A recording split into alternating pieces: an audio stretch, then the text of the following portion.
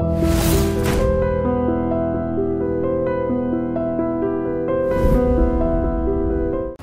నమస్తే. నమస్కారం. వినోదిని గారు అలియాస్ భారతక్క అలియాస్ విజయక్క. ఏ అడవికి వెళ్తే అడవిలో ఒక అక్క పేరు ఉంటారు. అలాంటి మీకు ఇప్పుడు ఒక ప్రాబ్లంతో ఉన్నారు. ఇప్పుడు ప్రస్తుతం మీ ఆరోగ్యం ఎలా? ఆరోగ్యం ముందు బాగాలేదండి. అసలు చెప్పలేము ఇంకా. ఇప్పుడు ఇక్కడికి వచ్చానంటే అది చాలా గ్రేట్. అసలు మీతో మాట్లాడుతున్నా లేదు అని కూడా అనద్దక్క. మీరు ఉండాలి ఇంకా, ఎందుకంటే మీలాట ఉండబట్టే ఎక్కడైనా గిరిజనులకు కానీ బడుగు బలహీన వర్గాలకు కానీ పేదవాళ్ళకు కానీ న్యాయం జరుగుతుందంటే మీరు గతంలో చేసిన కార్యక్రమాలు ఆరోగ్య సమస్యలు అనేవి వస్తూనే ఉంటాయి. దాన్ని మనం ముందుకు వెళ్ళాలి. అంటే మీరు ఇంతకన్నా పెద్ద సమస్యలు చూశారు. ఇది ఆ సమస్యల ముందు ఇప్పుడు మీరు ఎదుర్కొన్న సమస్య పెద్దది కాదు, కానీ మీరు అలాగా ఆధారపడకుండా ఉండాలని కోరుకుంటున్నాం.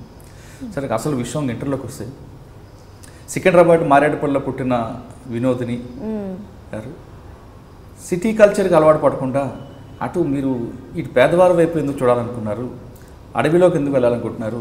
ఎక్కడో శ్రీకాకుళం జిల్లా నుంచి ఇటు నల్లమల్ల వరకు, ఇటు ఒరిస్సా నుంచి ఇటు ఛత్తీస్గఢ్ వరకు మీ పయనం ఎలా సాగింది అనే విషయాలు చెప్పే ముందు ఒక్కసారి మీ బాల్యం గురించి చెప్పండి. బాల్యం అంటే నాన్న పోలీస్ డిపార్ట్మెంట్ ఆయన. ఆమె చిన్నప్పుడే 5 years ఉన్నప్పుడే చనిపోయారు ఆయన. అమ్మమ్మ తాతయ్య దగ్గరగా పెరిగాను. వాళ్ళ దగ్గరే ఇంటర్ వరకు చదివాను. చదివిన తర్వాత అప్పుడు వీళ్ళు గుడిసెల పోరాటం వచ్చింది. ఆ మూమెంట్ వస్తే అక్కడ మా మామయ్య 3 మేనమామలు వాళ్ళే చూశారు, పెంచి పెద్ద చేశారు. అక్కడికి వచ్చి ఆ గుడిసెల్లో చూసి అక్కడే ఉండిపోయాను. వాళ్ళ పనులు చూసి కల్చర్ పోరాటాలు అవన్నీ చూసి గుడిసెలు తీయకుండా పోరాటాలు లాగేయడము ఇదే జరిగింది.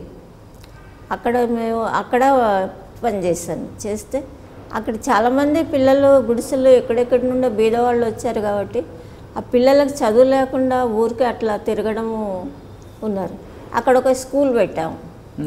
స్కూల్ పెట్టి అక్కడే టీచర్గా ఉండి ఆ పిల్లలకి చదువు చెప్తూ యాక్టివిటీస్ చేస్తూ మళ్ళీ మన ఇంటికి వచ్చిన పెద్దవాళ్ళతో వాళ్ళకి క్లాసెస్ వాళ్ళని నడుపుతూ వాళ్ళ క్లాసెస్ వింటూ ఇట్లాగే డెవలప్ అయ్యానమాట.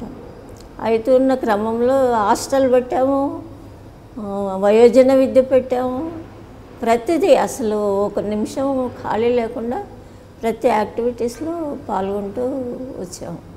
స్కూల్ బాగా మంచి పేరు వచ్చేసింది, హాస్టల్కి మంచి పేరు వచ్చింది. ఇప్పుడు హాస్టల్ మేము అక్కడ నుండి వచ్చాక హాస్టల్ని బోయిగూడ హాస్టల్ కలిపారంట. ముషిరాబాద్ స్కూల్లో ఈ స్కూల్ కలిపారని తర్వాత మాకు తెలిసింది విషయం. ఇప్పుడు అక్కడ లేదు. ఇక మేము వచ్చేసినాక అక్కడ నుండి వచ్చేసాక బయట ఇక 82లో సత్యమూర్తి వాళ్ళు వచ్చి మా అమ్మని మీ అమ్మాయిని మాకు పంపించేయండి పార్టీలో, మా అబ్బాయికి మ్యారేజ్ చేసి తీసుకెళ్తామని ఈయన కోసం అడిగారండి. పురుషోత్తం కోసం వాళ్ళు పెద్దవాళ్ళే వచ్చి అడిగారు. అప్పటికి చాలామంది ఉన్నారు, అంటే ఉన్నారు, సెమీ లీగల్గా ఉన్నారు. ఈయన తిరుగుతూ ఉన్నారు, పని చేస్తూ ఉన్నారు. స్కూల్లో కూడా హెడ్ మాస్టర్గా చేశారు కొద్ది రోజులు. ఇక అట్లా ఉంటూ గద్దారు, చెరబండరాజు వీళ్ళందరూ, వరవర్రావు చాలామంది వచ్చేవాళ్ళు అనమాట. ఇక అట్లా వస్తూ ఉన్న క్రమంలో వాళ్ళు చెప్పేవి నాకు ఇంప్రెషన్ అయింది. వాళ్ళు చెప్పే మాటలు, చెప్పే పద్ధతులు, వాళ్ళు ఎందుకు పోరాడుతున్నారు. నాకు అసలు అప్పుడు ఏంటి కాంగ్రెస్ బీజేపీ అవే తెలియదు, పార్టీలే అస్సలు ఏం తెలియదు. తెలిసిందల్లా ఇది ఒక్కటే, ఇదే దీనికి అంకితం అయిపోయింది అంతే. People's war party. People's war party అంటే ఓహో ఇలా మంచి పనులు చేస్తుంది, ఇళ్ళు లేని వాళ్ళకి ఇల్లు ఇప్పిస్తుంది, ఉద్యోగాలు లేని వాళ్ళకి ఉద్యోగాలు, అన్నీ ఏది లేని వాళ్ళకి అది ఇప్పిస్తున్నారు. కాబట్టి ఇది మంచి పనులే చేస్తున్నారు కదా. ఎప్పుడో ఎలక్షన్లు వచ్చి వాగ్దానాలు చేసి అవి మర్చిపోయే వాళ్ళకంటే వీళ్ళు బెటర్గా అప్పటిదప్పుడే చేసేస్తున్నారు పోరాడి. బెటర్ ఉంది అని మొత్తానికి దానికి అంకితం అయిపోయాను. అంటే రాజకీయ పార్టీలు మీకు తెలియదు అప్పుడు? అప్పుడు అసలు ఏబిసిడీలు కూడా తెలియదు నాకు. ఫస్ట్ ఇదే పీపుల్స్ వారికి అంకితం అయిపోయింది. ఇక ఆ తర్వాత అదేంది మనం చనిపోయారు ఇంద్రవెల్లి ఎన్కౌంటర్ జరిగింది.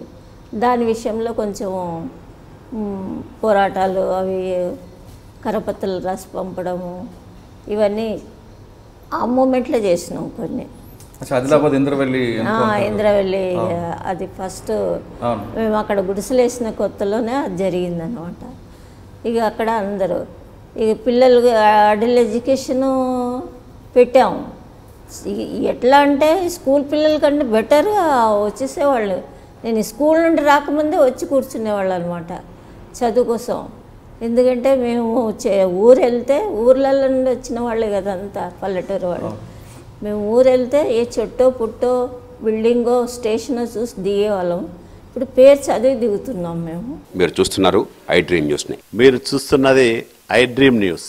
For more videos please subscribe to I dream. అంటే కళలని నిజం చేస్తూ ప్రజలకి నిజాలని కళల ద్వారా తీసుకొచ్చే ఐ డ్రీమ్కి మై బెస్ట్ విషెస్. మీరు చూస్తున్నది ఐ డ్రీమ్ న్యూస్. మీరు చూస్తున్నారు I dream channel. For more videos please subscribe I dream. మరిన్ని వీడియోల కోసం ఐ డ్రీమ్ ని సబ్స్క్రైబ్ చేయండి. Please subscribe I dream. And I am very much satisfied with the way interview went on. Kindly subscribe to I Dream. For more videos, subscribe to I Dream. And loads of fun entertainment and content. Do watch I Dream.